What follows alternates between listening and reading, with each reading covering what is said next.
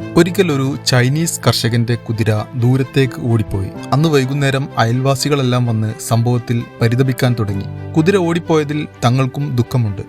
എന്തൊരു ദൗർഭാഗ്യമാണിത്.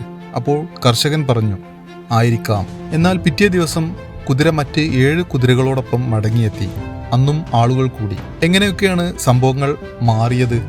നിങ്ങൾക്കിപ്പോൾ 8 കുതിരകളായി. എന്തൊരു ഭാഗ്യമാണിത്.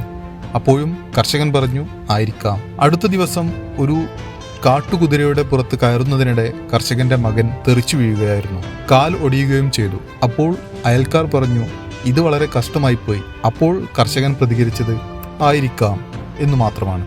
അതിനടുത്ത ദിവസം യുവാക്കളെ നിർബന്ധിത സൈനിക സേവനത്തിന് കൊണ്ടുപോകുന്നതിനായി പട്ടാള ഉദ്യോഗസ്ഥർ അവിടെ എത്തി.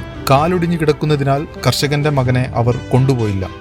വീണ്ടും അയൽക്കാരെല്ലാം ചുറ്റും കൂടി. അത് വളരെ നന്നായി എന്ന് അഭിപ്രായപ്പെട്ടു. അപ്പോൾ കർഷകൻ